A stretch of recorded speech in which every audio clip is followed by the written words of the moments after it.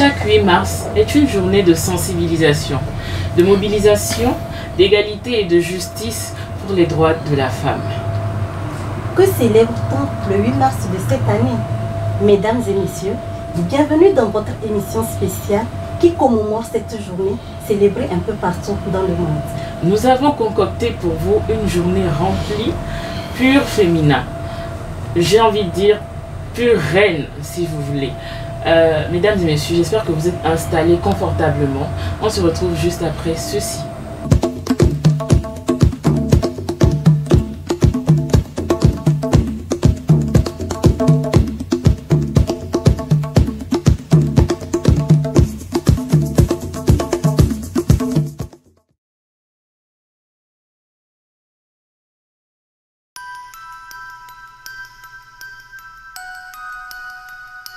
Comment le 8 mars est devenu la journée internationale des femmes? Au début du XXe siècle, des femmes de tout pays s'unissent pour défendre leurs droits. L'origine de cette journée s'ancre dans les luttes ouvrières et les nombreuses manifestations de femmes réclamant le droit de vote, de meilleures conditions de vie et l'égalité entre les hommes et les femmes, qui agitèrent l'Europe et le monde occidental au début du XXe siècle. La création d'une journée internationale des femmes est proposée pour la première fois en 1910, lors de la conférence internationale des femmes socialistes par Clara Zetkin, et s'inscrit alors dans une perspective révolutionnaire. La date n'est tout d'abord pas fixée, et ce n'est qu'à partir de 1917, avec la grève des ouvrières de Saint-Pétersbourg, que la tradition du 8 mars se met en place. Après 1945, la Journée internationale des femmes devient une tradition dans le monde entier. Et jusqu'à nos jours, la date est réinvestie avec le regain féministe des années 70. Et la Journée internationale des femmes est reconnue officiellement par les Nations Unies en 1977, puis en France en 1982. C'est une journée de manifestation à travers le monde, l'occasion de faire un bilan. La journée des femmes reste aujourd'hui d'une brûlante actualité, car tant que l'égalité entre les hommes et les femmes ne sera pas atteinte, nous aurons besoin de la célébrer.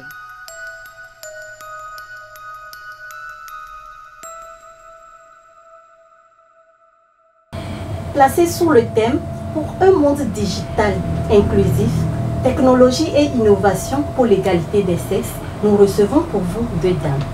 Madame Sylvie Bénisson, consultante en communication marketing en zone CEDEAO, ex-présidente du programme des femmes en Afrique au Togo, à Web Togo. Bonjour madame. Bonjour. Bienvenue dans cette émission spéciale. Merci bien. Et de madame Cynthia Apabli, responsable marketing et communication, event planner, promotrice de paix 2019. Bonjour madame. Bonjour. Bienvenue dans votre émission spéciale. Merci, c'est tout un plaisir pour moi également d'être ici aujourd'hui avec vous. Merci. Ma première question est à vous. Quand vous entendez parler des droits, de la Journée internationale des droits de la femme, ça vous fait penser à quoi? D'accord, merci pour la question. Donc la Journée internationale des droits de la femme célébrée dans plusieurs pays du monde chaque 8 mars, c'est une occasion d'analyser la situation de la femme. En effet, ce n'est pas une journée pour célébrer la femme, mais c'est une journée pour revendiquer les droits de la femme et notamment ses droits sociaux, économiques et politiques. C'est une journée qui nous permet également de remémorer les batailles menées pour avancer l'égalité des sexes. Et je dirais aujourd'hui que malgré qu'on voit que les choses avancent un peu dans nos sociétés, on peut toujours constater des insuffisances. Et c'est à cause de cela que chaque année nous avons des thèmes précis pour accompagner la célébration de cette journée. Et je pense que le thème de cette année, comme vous venez de le dire, c'est pour un monde digital inclusif, innovation et technologie pour l'égalité des sexes. Et je pense que c'est un thème très pertinent parce qu'aujourd'hui, nous vivons quotidiennement en fonction des nouvelles technologies.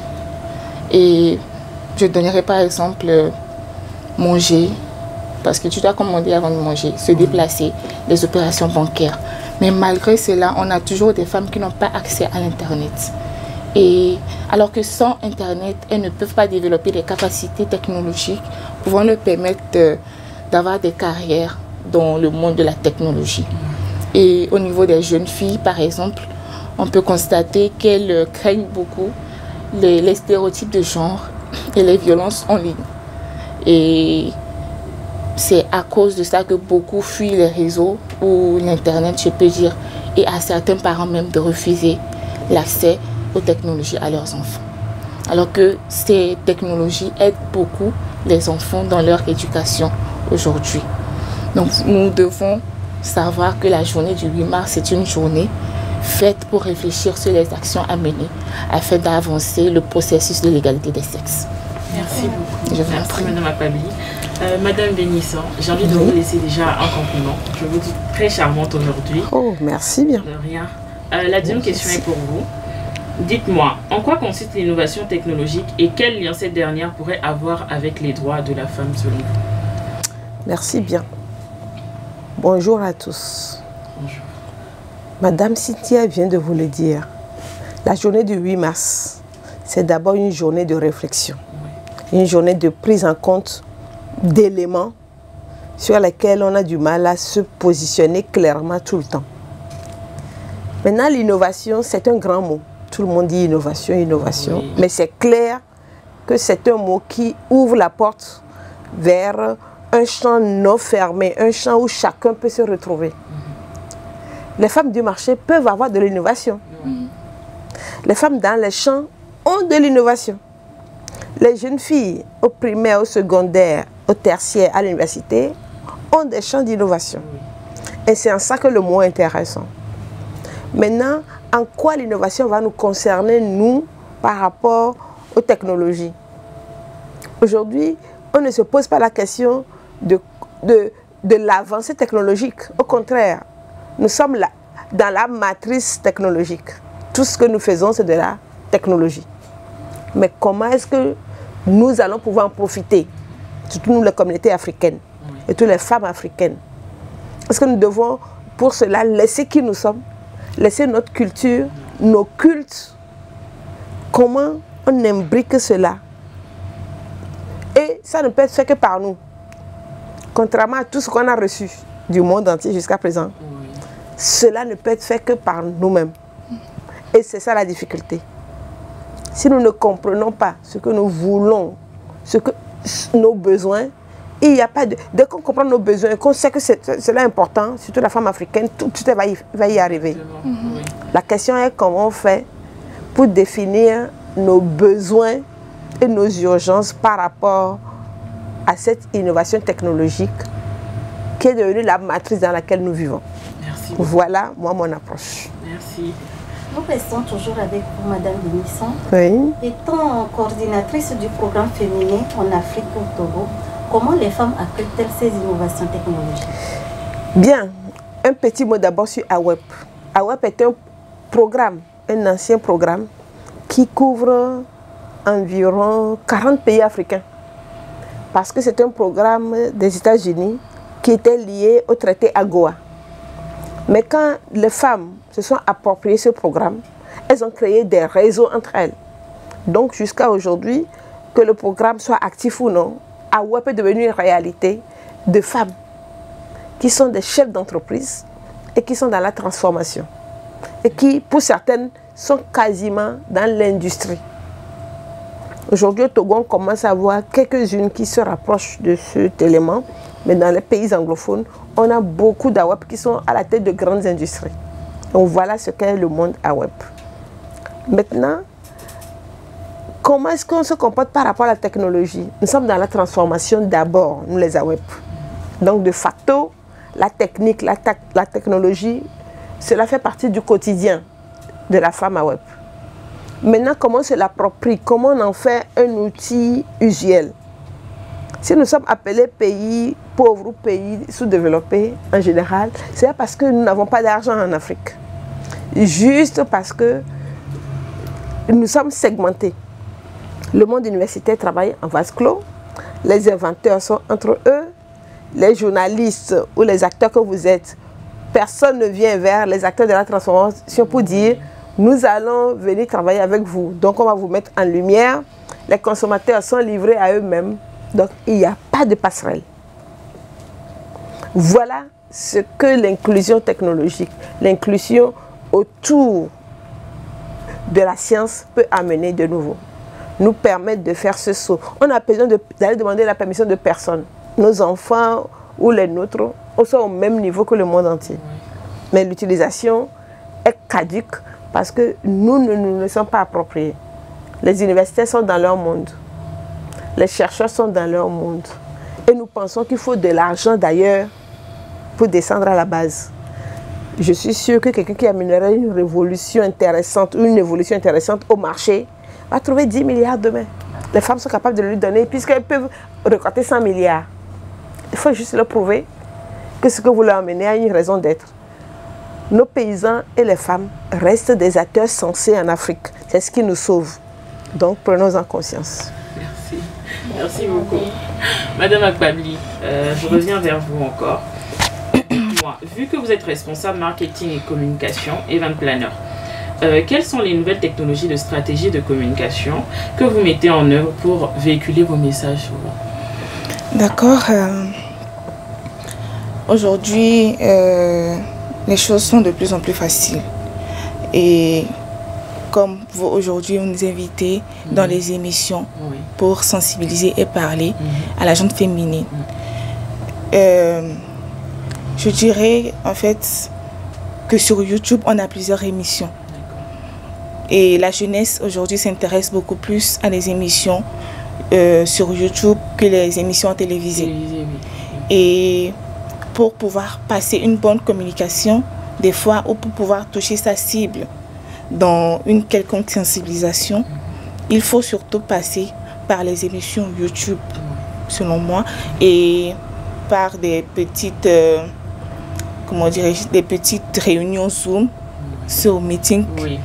Et je pense aussi que Instagram aujourd'hui, c'est un moyen de communication très efficace. Les réseaux sociaux, les réseaux sociaux, mais j'essaie d'y aller un à un. Mais bon, je dirais en fait que les réseaux sociaux, mais Instagram, un peu plus promeut ou donne un peu plus de la valeur et de la qualité aux vidéos. Donc, pour chaque association qui veut peut-être sensibiliser la jeune fille qui passe par Instagram, je pense arrive à toucher un peu plus sa cible. Et par des petites vidéos TikTok aujourd'hui, surtout TikTok, parce que la plupart de la jeunesse togolaise, sont restés là en fait. Pas que togolaise, mais de la jeunesse du monde entier est sur TikTok aujourd'hui. Donc moi, j'aimerais peut-être lancer un appel à toutes les associations ou à d'autres personnes qui aimeraient sensibiliser, de passer par TikTok, que de passer par un autre moyen un peu moins sérieux. TikTok, c'est plus le fun, des créations. Voilà, beaucoup plus. Et trop de trucs bizarres sur TikTok. Et si on se donne cette tâche-là, de faire de TikTok un outil de communication très efficace, se basant sur la promotion de la gente féminine, je pense qu'on pourra aussi peut-être vite toucher cette lutte-là qu'on mène chaque jour pour l'égalité des sexes. D'accord. Merci beaucoup, Madame Akpabli. Cette question-là, elle est pour vous deux, mesdames. Dites-moi, quelle relation y a-t-il entre l'innovation technologique et l'égalité des sexes? Je ne sais pas comment répondre. Premièrement, je veux bien. Je trouve que dans les prochaines années, la notion d'égalité des sexes va trouver une définition adéquate. Pour le moment, nous tâtonnons, surtout nous dans les communautés africaines. Est-ce que l'égalité des sexes veut dire égalité au niveau professionnel, au niveau social, au niveau familial? Nous creusons et nous cherchons encore nos assises. C'est clair que les pays et les communautés occidentales, selon leur réalité, l'ont positionné d'une manière. Est-ce que c'est la manière dont nous en avons besoin? L'égalité, on en a besoin. Au niveau professionnel, par exemple. Il n'y a même pas de discussion. Mais au niveau familial, au niveau social, est-ce que c'est le mot égalité qui est le mot idéal ou alors il faudrait lui ajouter un adjectif ou un élément? On va le voir dans le futur. d'ici 20 ans, je pense que la question sera à peu près tranchée. Oui. Maintenant, votre question demande est-ce que la technologie va accompagner l'égalité? De facto, la technologie n'a pas de sexe. Nous sommes d'accord? Oui, on est d'accord. Partant de cela, la technologie efface toute problématique liée au fait d'une compréhension liée au sexe. La technologie met en face un individu ou des individus face à d'autres individus pour une interaction. Donc ce que nous allons apprendre désormais, peut-être nous les Africains surtout, c'est de comprendre que le monde dans lequel nous vivons, le monde technologique dans lequel nous sommes plongés, est un monde basé sur les besoins, sur les intérêts. Et c'est là où nous, Africains, nous avons encore du chemin à faire. C'est pour ça que la notion d'égalité, de ceci, nous reste encore des discussions dans nos milieux. Sur la base d'objectifs, c'est clair que l'égalité devient un acte usuel, un acte acté. C'est parce qu'on ne met pas des objectifs devant ces éléments que nos sentiments, nos a priori restent des outils d'analyse. Voilà. Donc, je pense que la technologie devient un acte essentiel parce que d'un seul coup, ça nous amène à poser la question d'objectif. Et nous allons être les premiers gagnants parce que qui marche sur objectif a des moyens de réussir sa mission. Merci beaucoup, Madame Bénisson, pour votre rapport. Maintenant, je vais prendre celui de Madame Apabli. D'accord. Moi, je suis assez féministe, donc je vais attaquer un autre aspect de la chose. D'accord. Et je vais plutôt répondre à cette question par des exemples précis. Je pense que l'égalité entre hommes et femmes dans le domaine de la technologie n'est toujours pas une réalité de nos jours. Parce que selon un rapport de l'ONU, femmes en 2022, on n'a que 2 emplois sur 10 des femmes dans les sciences, la technologie et dans l'ingénierie. Et on n'a que 33% des femmes qui travaillent dans les entreprises mondiales de la technologie. Donc vous voyez que ce grand écart entre hommes et femmes au niveau de la technologie, ça a un impact sur l'économie de plusieurs pays et notamment ceux en développement. Et donc si on se concentre sur l'inclusion de la femme dans le monde de la technologie, non seulement ça va promouvoir l'égalité des sexes, mais aussi va contribuer largement au développement des pays. Et nous devons aujourd'hui encourager les innovations technologiques féminines et surtout créer des opportunités pour que les femmes et les filles puissent s'intéresser à ce secteur-là. Et je passe par ce canal pour lancer un gros coucou à Madame Sina Lawson qui ne ménage aucun effort pour l'inclusion des TIC, c'est-à-dire des technologies de l'information et de la communication dans le parcours des étudiants et des apprenants aujourd'hui. Merci beaucoup, Madame Apabli, pour votre rapport aussi. J'ai oublié de vous dire à vous aussi que vous étiez très sublime aujourd'hui. Merci, c'est gentil. Merci beaucoup.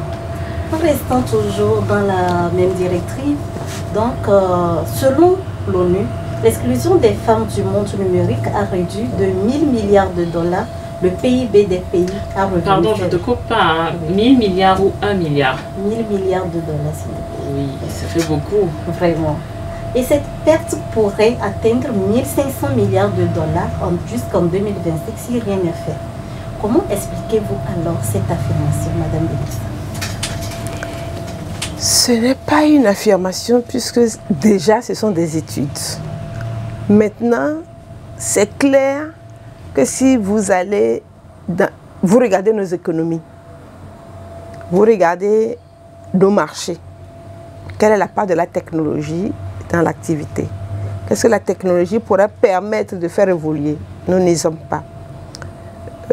Madame Siti a parlé de la formation. Regardez sous Covid, depuis Covid, la difficulté des apprenants à faire la jonction par rapport aux technologies. Juste avoir un smartphone pour chaque étudiant pour avoir accès aux cours.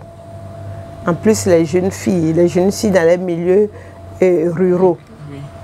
Maintenant, revenons à la jeune dame qui travaille. On dit aujourd'hui qu'il faudrait que chacun puisse avoir au moins un ordinateur.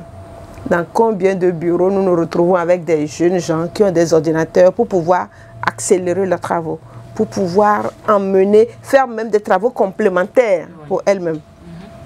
Donc c'est clair que nous avons une perte par rapport aux pays développés, par rapport à la technologie. Mais autant le chiffre semble colossal, autant, je le dis toujours, l'Africaine surtout peine quand elle ne comprend pas quel est son intérêt dans la chose. C'est ça l'intérêt d'une émission comme la vôtre, de dire aujourd'hui, parce que vous ne vous rendez pas compte totalement, parce que vous n'en voyez pas l'intérêt pour vous, parce que vous ne vous donnez pas d'objectif à ce niveau, vous ne mettez pas en place les outils pour y avoir accès. Les coiffeuses, les couturières, elles sauraient utiliser à profusion la technologie pour faire des sauts qualitatifs dans la prestation. Les femmes du marché, pour pouvoir livrer même des gens qui ne veulent plus venir au marché mais qui veulent avoir accès à ces produits. Puisqu'on attend d'avoir un Swift très lent mais très régulier de gens qui ne vont plus au marché pour acheter. Donc on est en train de créer une logistique qui va prendre les produits au marché pour livrer. Et si les femmes devenaient actrices de ce changement pour en profiter au maximum. Donc tout cela, c'est juste que pour le moment, nous avons à changer de paradigme, à ne pas le prendre par rapport aux besoins des pays occidentaux, mais par rapport à nos besoins à nous. Et c'est ça le gros challenge, le gros chantier dans lequel nous sommes tous en train d'avoir une réflexion. On voit bien que les ministères, Madame Cynthia parlait de Madame Sina Lawson, mais il y a tellement d'acteurs qui aujourd'hui essayent. Mais comme je le dis toujours, pour le moment, nos économies restent parcellaires. Chacun le fait dans son schéma. Et on n'arrive pas à trouver des voies transversales. Mais comme nous sommes dedans et que nous essayons, plus en plus d'émissions, plus en plus de prise en compte, plus en plus d'intérêts croisés. Et nous allons faire, comme nous le faisons toujours en Afrique, des sauts technologiques extraordinaires. Donc je ne m'inquiète nullement. Merci madame. Merci beaucoup. Merci beaucoup à vous, à toutes les deux, Madame Bénisson, Madame Akpabli. Auriez-vous des mots de fin à adresser au public qui nous regarde actuellement, aux femmes qui vous regardent, qui vous suivent? Merci beaucoup, en tout cas à vous, de nous avoir invités afin de partager nos opinions diverses avec les jeunes filles et les femmes en général. Et moi, j'aimerais profiter de ce plateau aujourd'hui pour lancer un appel fort aux femmes et aux jeunes filles parce que cette bataille, c'est nous-mêmes qui devons la mener afin de pouvoir toucher ce que nous recherchons depuis toujours, qu'est l'égalité entre hommes et femmes. Nous devons nous lever, nous devons plutôt travailler la main dans la main, s'entraider, s'encourager. Nous ne devons pas laisser les stéréotypes de genre nous affaiblir parce que, tenez-vous bien, le travail d'une seule femme vaut que le travail de 100 hommes. Donc levons-nous, chères femmes, afin de mener haut la gente féminine. C'était très Merci. beau. Merci beaucoup. Je vous en prie. Bénissant. Oui, nous allons garder cette exhortation et moi je vais revenir à une proposition toute simple. Et si nous y travaillons? Je pense que je suis d'une génération où on a beaucoup essayé, on a beaucoup parlé. Nous proposons aux générations qui nous suivent de juste y travailler. Et si nous rentrons dans la pratique? C'est quoi la pratique? Trouvons, on n'a pas dit qu'on a des solutions, mais trouvons juste, pas à pas, par cible, les moyens de la pratique. L'égalité, personne ne viendra faire pour nous. On ne pourra pas la faire sans les hommes. On ne pourra pas la faire sans chaque composant de la communauté. Mais je ne souhaite plus dire « on va ». Je souhaite que si je vous vois l'année prochaine, c'est que sur juste un pas de fourmi, on est avancé. Que votre groupe de femmes est avancé, que vous, dans votre réflexion par rapport aux propositions, est avancé, que ceux qui nous regardent et qui ont une petite action potentielle est avancée, et que peut-être quelque part, sur des marchés daniers, d'Adjengré, de Dapaon, on voit quelqu'un apporter une réelle solution aux femmes à la base. Qu'on entend dire que sur un marché, on est placé même un smartphone. Et que toutes les femmes qui ont besoin d'informations ou de donner de l'information peuvent aller comme chez vous ici, parler en TikTok et dire, nous à Agné, on a telle quantité de maïs. Nous, on a besoin que des étudiants viennent réfléchir avec nous lorsqu'on a des problèmes de pluie. On a besoin de ceci.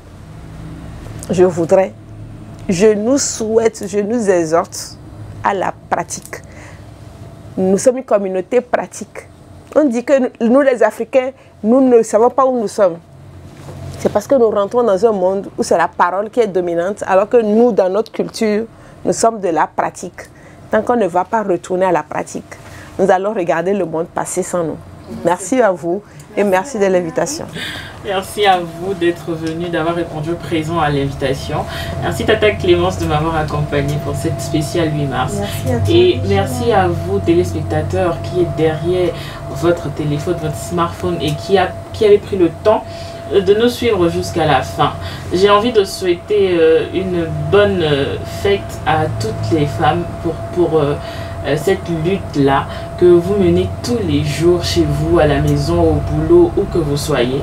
Voilà. Nous sommes malheureusement à la fin. Donc, on va se dire au revoir, mais on revient très bientôt pour beaucoup plus de surprises pour vous. C'était sur KGTV.